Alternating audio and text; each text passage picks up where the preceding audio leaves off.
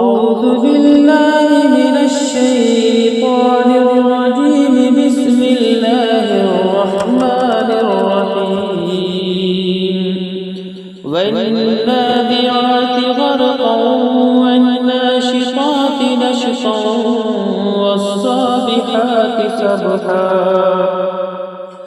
فالسابقات سبقا فالمدبرات أمرا يوم ترجف الراجفة تتبعها الرادفة قلوب يومئذ واجفة أبصارها خاشعة يقولون أئنا لمردودون في الحافرة أئذا كنا عظاما نخرة قالوا تلك إذا كرة خاسرة فإنما هي زجرة واحدة فإذا هم بالساهرة.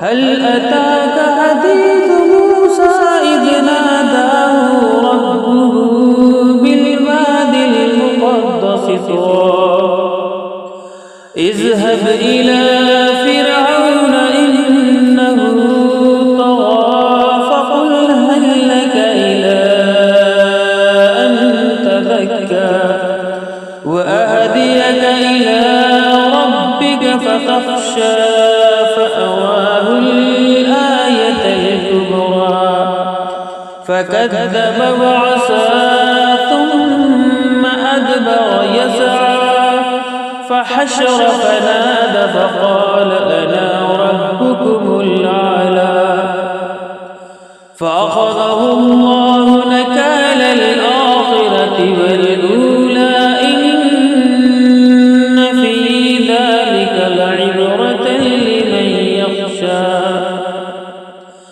أأنتم أشد خلقا أم السماء بناها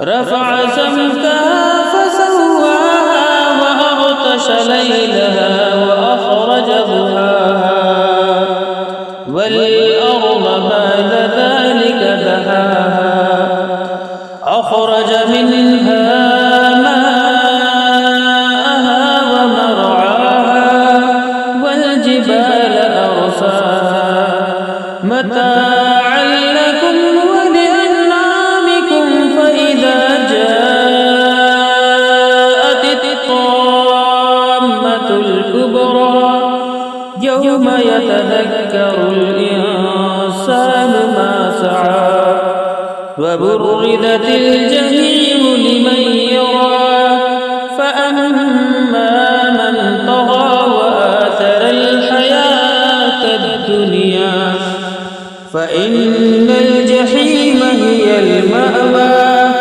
وأما من خاف مقام ربه ونهى النفس عن الهوى فإن الجنة هي المأوى. يسألونك عن الساعة أيان مرساها يسألونك عن الساعة أيان مرساها فيما أنت من